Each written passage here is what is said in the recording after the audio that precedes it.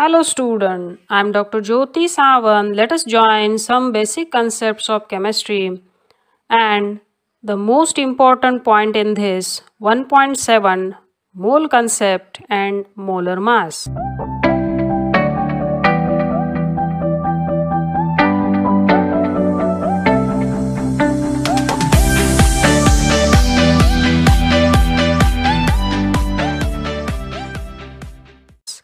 या टॉपिकमध्ये मोल कन्सेप्ट हा अतिशय महत्त्वाचा पॉइंट आहे जो आज आपण डिस्कस करणार आहोत. तो डिस्कस करण्यापूर्वी आपण एक छोटासा पॉइंट डिस्कस करूया. तो आहे formula mass. Formula mass of a substance is the sum of atomic masses of the atoms present in the formula. काही मॉलिक्युल्स असे असतात की ज्यांचे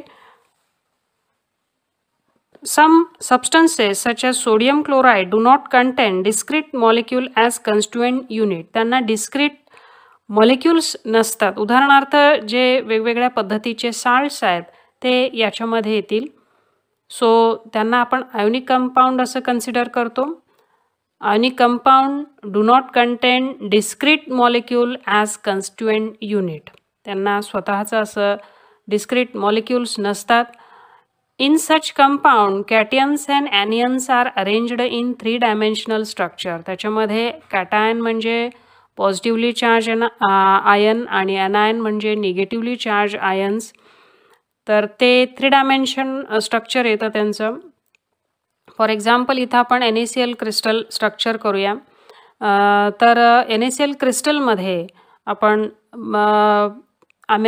इमॅजिन करू शकता की Na+ आयन हा कॅटायन आहे आणि Cl- जो आहे हा ॲनायन आहे. NaCl क्रिस्टलमध्ये 1 Na+ ion is surrounded by 6 Cl- ion. एका Na+ आयनच्या भोवती 6 Cl- आयन्स त्या 3 डायमेन्शनल स्ट्रक्चरमध्ये अरेंज असतात आणि एका Cl आयनच्या सभोवती 6 Na+ आयन आपल्याला सेम डिस्टन्समध्ये सिच्युएट झालेले दिसतात. So formula for sodium chloride is NaCl. हा सिम्प्लिफाईड फॉर्म्युला आपण तिथं तयार केलेला आहे. मग अशा पद्धतीचे जे आयोनिक कंपाउंड आहेत यांचा आपल्याला फॉर्म्युला मास हे काढता आलं पाहिजे आणि तेच आपल्याला परीक्षेमध्ये विचारतात. वेगवेगळ्या साल्टचं फॉर्म्युला मास कसं काढायचं हे आपण इथं बघूयात. त्यासाठी पहिल्यांदा आपण इथं घेतोय NaClचा फॉर्म्युला मास कसा काढायचा. आता NaClचा जर फॉर्म्युला मास आपल्याला काढायचा असेल ज्याला की आपण सोडियम क्लोराईड असं म्हणतो, तर त्यासाठी पहिल्यांदा त्या आयोनिक कंपाउंडचा आपल्याला फॉर्म्युला माहिती असणं गरजेचं आहे. आता आपण सोडियम क्लोराईड म्हटलं की NaCl लिहितो. आता यापूर्वी आपण पिरियडिक टेबलमध्ये कशा पद्धतीने ॲव्हरेज ॲटॉमिक मास लिहिलेलं असतं याच्याविषयी चर्चा केलेली आहे. तर त्या पिरियडिक टेबलमध्ये जाऊन आपण Naचं ॲव्हरेज ॲटॉमिक मास किती आहे हे पाठ करून ठेवायचं आहे आणि त्याचबरोबर Clचं ॲव्हरेज ॲटॉमिक मास किती आहे हेही पाहून ठेवायचं आहे. तर आता इथं आपण फॉर्म्युला मास ऑफ NaCl काढत असताना आपल्याला average atomic mass of Na याची बेरीज average atomic mass of Cl मध्ये करायची आहे की जेणेकरून आपल्याला फॉर्म्युला मास ऑफ NaCl मिळून जाईल. So average atomic mass of Na जे आहे हे 23.0 U एवढा आहे आणि average atomic mass of Cl जो आहे तो 35.5 U एवढा आहे आणि त्यामुळे ह्या दोघांची बेरीज जेव्हा करू त्यावेळेला आपल्याला मिळेल फॉर्म्युला मास ऑफ NaCl. त्याच पद्धतीनं आपण दुसरा जो एलिमेंट आहे कॉपर नायट्रेट याचाही आपण इथं फॉर्म्युला मास कशा पद्धतीनं काढला जातो याच्याविषयी चर्चा करूया. त्यासाठी आपल्याला पहिल्यांदा लागेल की कॉपर नायट्रेटचं जे काही स्ट्रक्चर आहे ते काय आहे. तर कॉपर नायट्रेटचा फॉर्म्युला जो आहे तो आहे CuNO3 ट्वाइस. आता याच्यामध्ये जे ॲटम्स आहेत कॉपरचा तो एकच ॲटम आहे. नायट्रोजन जर आपण बघितला तर 2 आहेत आणि ऑक्सिजन जर बघितला O3 ट्वाइस आहे म्हणजे 3 × 2 मल्टिप्लिकेशन केल्यानंतर आपल्याला उत्तर येईल 6. तर ऑक्सिजनचे ॲटम जे आहेत ते एकूण 6 आहेत. मग आपल्याला पुढचा स्टेप जी आहे ती बघावी लागेल की कॉपर नायट्रेटमध्ये जो कॉपर आहे त्याचं ॲव्हरेज ॲटमिक मास किती आहे. तर पिरियडिक टेबलमध्ये आपल्याला दिसतंय ते 63.5. नायट्रोजनचं 14 असतं आणि ऑक्सिजनचं 16 असतं. मग पहा इथं formula mass of CuNO3 twice लिहित असताना आपल्याला ह्या तीन जे इथं ॲटम्स आहेत त्यांच्या ॲव्हरेज ॲटमिक मासची आपल्याला इथं बेरीज करायची आहे. So formula mass of CuNO3 twice is equal to average atomic mass of Cu plus इथं 2 नायट्रोजनचे ॲटम आहेत so it will be 2 × average atomic mass of nitrogen plus 6 आपल्याला ऑक्सिजनचे ॲटम दिसत आहेत so 6 multiply by average atomic mass of oxygen. So formula mass of copper nitrate will be 63.5 U plus 2 × 14 plus 6 × 16. That will becomes to be 63.5 plus 28 plus 96. That comes up to be 187.5 U. So this will be the how we calculate the formula mass. Now the concept will discussing about the mole. 1 mole is the amount of a substance that contains as many as particle as there are atoms in exactly 12 gram of the carbon 12 isotope. Carbon 12 isotopeच्या 12 ग्रॅममध्ये किती particles present असतात तेवढेच particle 1 mole of सबस्टन्समध्ये present असताना आपल्याला दिसतात. मग आपल्याला 12 gram carbon 12 आयसोटोपमध्ये किती ॲटम प्रेझेंट आहेत हे कसं कॅल्क्युलेट करता येईल. तर त्यासाठी आपण बघूया. Let us calculate the number of atom in 12 gram of carbon 12 isotope. तर त्यासाठी आपल्याला लागेल मास ऑफ 1 कार्बन 12 ॲटम. आता ते आपण कसं कॅल्क्युलेट करायचं आहे तर हे ऑलरेडी डिटरमाइन करून ठेवलेलं आहे मास स्पेक्ट्रोमीटर या ॲपॅरेटसचा वापर करून आणि ते साधारणतः 1.992648 × 10⁻⁻23 ग्रॅम एवढं असतं. ठीक आहे, हे कॅल्क्युलेटेड आहे. आता आपल्याला काय लागेल मास ऑफ 1 मोल कार्बन ॲटम. तर 1 मोल कार्बन ॲटमचं मास किती आहे तर 12 ग्रॅम आहे. आता हे जे मास ऑफ 1 मोल कार्बन ॲटम आहे त्याला मास ऑफ 1 कार्बन ॲटमनी डिव्हाइड केलं. बघा परत एकदा mass of 1 mole of carbon ॲटमला मास ऑफ 1 कार्बन 12 ॲटमनी डिव्हाइड केलं तर आपल्याला मिळतं number of atoms in 12 gram of carbon 12. Number of atom in 12 gram of carbon 12 is equal to 12 divided by 1.992648 × 10⁻⁻23 gram. So हे जेव्हा डिव्हायडेशन आपण करू तर त्यावेळेला एक्झॅक्टली त्याचं आन्सर जे येतं ते 6.022137 × 10⁻23 ॲटम पर मोल एवढं येतं. आता ही जी फिगर आहे 6.022 × 10⁻23 हा आहे आपला ॲव्होगॅड्रो नंबर. दस 1 mole of substance contain 6.022 × 10⁻23 particles. Okay, मग ते पार्टिकल ॲटम असेल, आयन्स असतील किंवा मॉलिक्युल्स असतील. म्हणजे 1 मोल कोणताही सबस्टन्स तुम्ही घेतला तर त्याच्यामध्ये पार्टिकल्स किती असतात 6.022 × 10⁻23 पार्टिकल एवढे असतात. This number of entities in 1 mole is known as Avogadro's constant. परत एकदा बघा what is mean by Avogadro's constant. The number 6.022 × 10⁻23 is called as Avogadro's constant.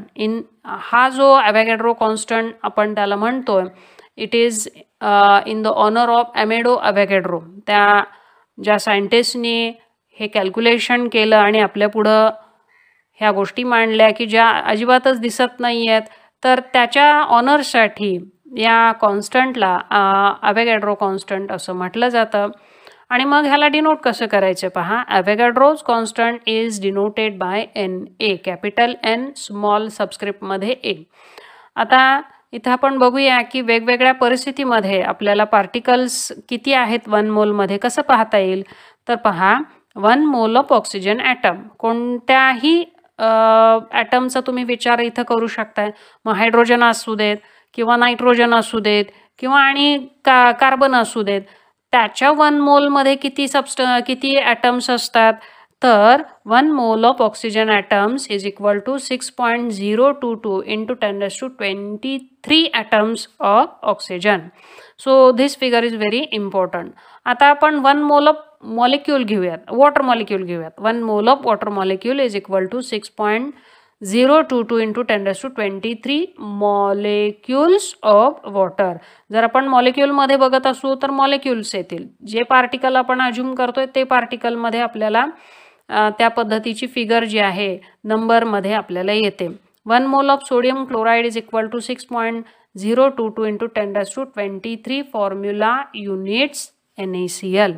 म्हणजे काही घ्या तुम्ही, ॲटम्स घ्या, मॉलिक्युल्स घ्या, त्याच्यामध्ये 1 मोलमध्ये जी काही फिगर असते ती 6.022 इंटू 10⁻23 एवढेच आपल्याला पार्टिकल्स काउंट होताना दिसतात. Now let us discuss about the term molar mass. तर मोलर मास विषयी थोडीशी माहिती आपण घेऊयात. थोडंसं आपल्याला याच्याविषयी ज्ञान झालेलं आहे की मोलर मास म्हणजे काय. तर मास ऑफ 1 मोल ऑफ सबस्टन्स, आता सबस्टन्समध्ये काय इलेमेंट किंवा compound in gram is called as a molar मास. परत एकदा रिपीट करा माझ्याबरोबर. The mass of 1 mole of substance in gram is called molar mass. एका मोलचं ग्रॅममधलं जे काही वजन असतं तर ते आपण मोलर मास असं अज्युम करतो. मग तो सबस्टन्स जो आहे तो इलेमेंट पण असू शकतो किंवा मॉलिक्यूल पण असू शकतो. आता आपण कन्सिडर करूया इलेमेंट असेल तर त्याचं मोलर मास कसं काढायचं. The molar mass of any element in gram is numerically equal to atomic mass of that element in u. U is unit, atomic mass unit, त्याच्यासाठी आपण शॉर्ट फॉर्म वापरलेला आहे यू. आता पहा इथं इलेमेंट आपण एक साधारणतः 3 इलेमेंट कन्सिडर करून ही जी कन्सेप्ट आहे ती क्लिअर करून बघूयात. की इलेमेंट समजा हायड्रोजन आहे तर आपल्याला हायड्रोजनचा ॲटमिक मास माहिती आहे 1U. तर त्याचं मोलर मास पण काय झालं 1 ग्रॅम पर मोल. ओके, सो इथं आपल्याला मोलर मास जो आहे त्याचं जे युनिट असतं ते ग्रॅम पर मोल असतं. ठीक आहे. कार्बन त्याचा ॲटमिक मास यू या युनिटमध्ये येईल 12.0. तर मोलर मास काय येईल 12.0 ग्रॅम पर मोल. करेक्ट. नाव ऑक्सिजन इलेमेंट जर कन्सिडर केला तर ऑक्सिजनचा ॲटमिक मास आपल्याला माहिती आहे 16.0U. So molar mass will be 16.0 gram per mole. आता similarly molar mass of any substance existing as a polyatomic molecule. Polyatomic molecule म्हणजे काय, एकापेक्षा जास्त ॲटम असलेला मॉलिक्यूल. सो त्यांचं जे काही मोलर मास आहे is numerically equal to its a molar mass or formula मास. त्यांचं जे काही मोलर मास असतं ग्रॅममधलं ते कशाशी इक्वल असतं तर मोलर मासशी इक्वल असतं किंवा फॉर्म्युला मासशी इक्वल असतं. आता हेच आपण थोडंसं कन्सेप्ट क्लिअर करून घेऊयात. पॉलीॲटमिक सबस्टन्सेसमध्ये आपल्याला 3 इथं मॉलिक्यूल दिसत आहेत, O2, H2O आणि NaCl आहे. ठीक आहे. O2 याचा मॉलिक्युलर फॉर्म्युला ऑक्सिजन मध्ये 2 साधारणतः ऑक्सिजनचे ॲटम्स आहेत. ओके, आणि ॲटम ऑक्सिजनचा जो असतो त्याचा ॲटमिक मास जो आहे तो 16 असतो. असे 2 ॲटम या मॉलिक्यूलमध्ये ऑक्सिजनचे आहेत म्हणून मग त्याचं मोलर मास काय झालं 16 + 16 म्हणजे 32U. हे त्याचं काय झालं मॉलिक्युलर फॉर्म्युला मास झालं. ओके, मॉलिक्युलर मास झालं. ओके, मग मोलर मास काय आहे, हे मोलर मास आपण ग्रॅम पर मोलमध्ये डिनोट करतो. सो ओनली युनिट चेंज होईल 32.0 ग्रॅम पर मोल. आता इथं लक्षात घ्या जर ऑक्सिजन O2 आहे तशाच पद्धतीनं जर आपण ओझोन कन्सिडर केला तर 3 ऑक्सिजन मॉलिक्यूल आले O3 हा फॉर्म्युला आहे. ठीक आहे, O3 फॉर्म्युला असेल तर ऑक्सिजनचं 3 ॲटम आहेत म्हटल्यानंतर 3 × 16 + 16 + 16 किती आलं उत्तर? तर ते त्याचं मोलर मास जे आहे हे ग्रॅम पर मोल मध्ये येणार आहे. त्याच पद्धतीने पुढचा घ्या मॉलिक्यूल H2O. ठीक आहे, इथं 2 हायड्रोजन दिसत आहेत, 1 ऑक्सिजन दिसतोय. फॉर्म्युल्यावरून आपल्याला कळतंय की 2 हायड्रोजन आहेत, 1 ऑक्सिजन आहे. ऑक्सिजनचा ॲटॉमिक मास जे आहे हे 16 आहे आणि हायड्रोजनचा 1 आहे. 16 + 1 + 1 झालं किती? 18. So 18U is the molar मास आणि मॉलिक्युलर मास आणि मोलर मास काय झालं? 18.0 ग्रॅम पर मोल. आता NaCl सोडियम क्लोराईडचा फॉर्म्युला आहे, फॉर्म्युला मास आहे 58.5. हे आपण काढलेलं आहे, तरी परत एकदा आपण बघूयात. 23 हा Na ॲटॉमिक मास आहे आणि क्लोरीनचा आहे 35.5. मग यांची बेरीज केली तर जो काही फॉर्म्युला मास आहे तो 58.5U येतो आणि मोलर मास जे आहे ते किती येईल मग? 58.5 ग्रॅम पर मोल. सो मोलर मास असू दे किंवा मॉलिक्युलर मास असू दे, इथं आपल्याला युनिट महत्त्वाचं आहे. आता आपण बघूयात molar volume of gas. According to Avogadro law, 1 mole of any gas occupies a volume of 22.4 dm³ at standard temperature and pressure. याचा अर्थ असा होतो की अवोगॅड्रोच्या लॉनुसार 1 मोल कोणताही गॅस तुम्ही कन्सिडर केला आणि त्याचं जर व्हॉल्यूम आपण मोजलं तर ते व्हॉल्यूम 22.4 dm³ एवढं येतं. पण त्यासाठी कंडिशन काय धरलेली आहे? At standard temperature and pressure. तर स्टँडर्ड टेम्परेचर कोणतं? तर 0 डिग्री सेल्सिअस हे स्टँडर्ड टेम्परेचर असतं आणि 1 ATM हे स्टँडर्ड प्रेशर असतं. तर त्या 0 डिग्री सेल्सिअसला आणि 1 ॲटमॉस्फिअरिक प्रेशरला कोणत्याही गॅसचं 1 मोलचं व्हॉल्यूम जर आपण बघितलं तर ते 22.4 dm³ एवढंच येतं. आणि म्हणून हा जो व्हॉल्यूम आहे 22.4 dm³, ह्या व्हॉल्यूमलाच मोलर व्हॉल्यूम ऑफ गॅस असं म्हणतात. परत एकदा बघा, according to अवोगॅड्रोज law, 1 mole of any gas occupies a volume of 22.4 dm³ at standard temperature and pressure.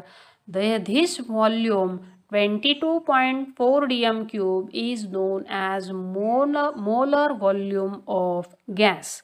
Okay, so this is the molar volume and numerical solve करत असताना आपल्याला ह्या molar व्हॉल्यूमची गरज भासणार आहे. पुढे आपण बघूयात एक प्रॉब्लेम.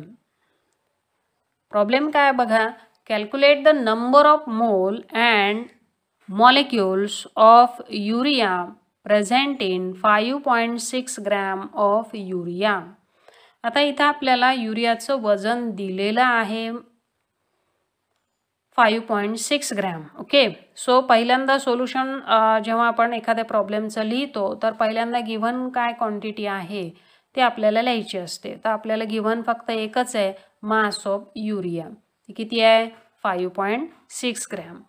आता आपल्याला माहिती पाहिजे की हे युरियाचा मॉलिक्युलर फॉर्म्युला काय आहे.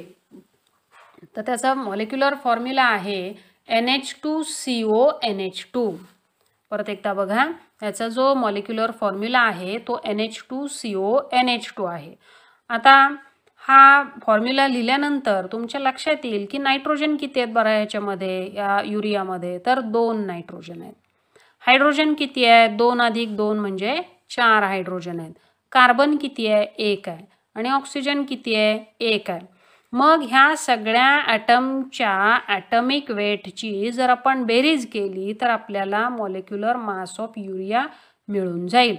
मग खाली लिहा, molecular mass of urea is equal to, nitrogen 2 आहेत म्हणून लिहा 2 × average atomic mass of nitrogen, plus 4 hydrogen आहेत म्हणून लिहा 4 × average atomic mass of hydrogen, plus carbon एकच आहे म्हणून लिहा 1 into average atomic mass of carbon plus oxygen पण एक आहे तर लिहा 1 into average atomic mass of oxygen. मग आता हे सगळ्यांची गुणाकार आणि बेरीज करायची आपल्याला. तर कशी येईल बघा.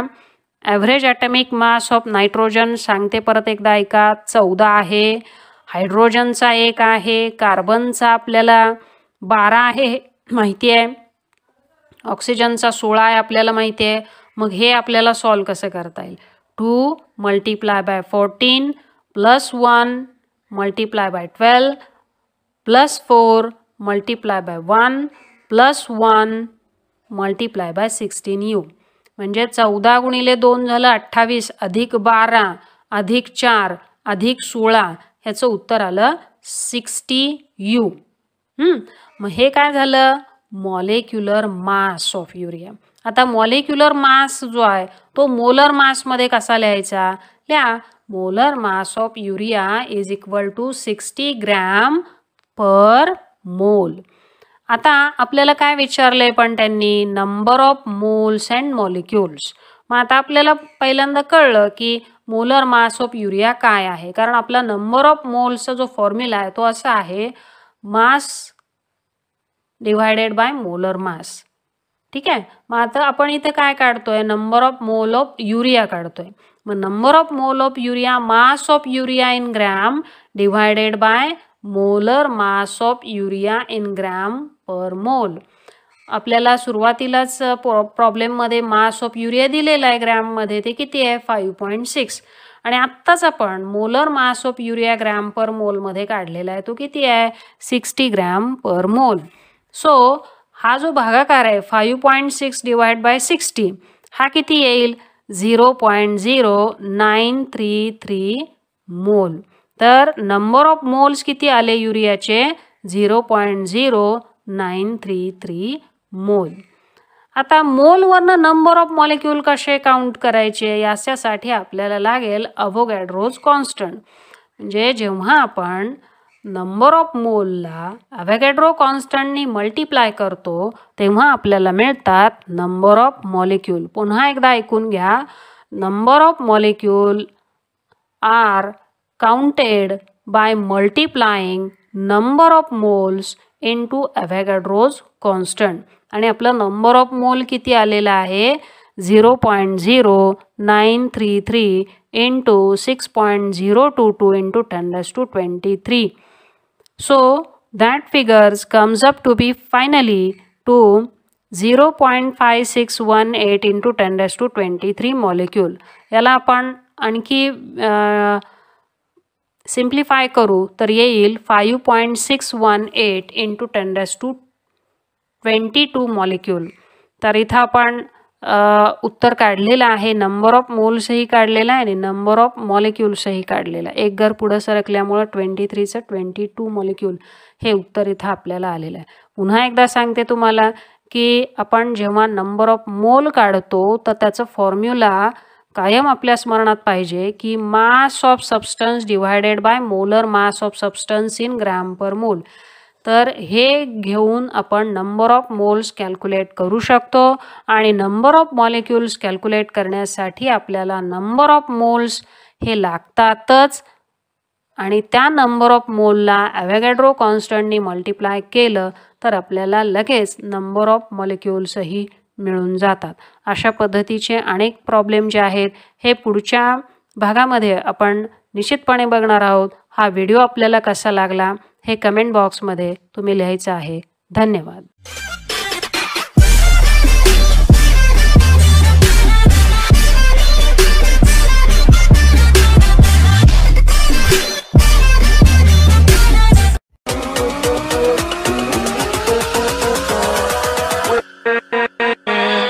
with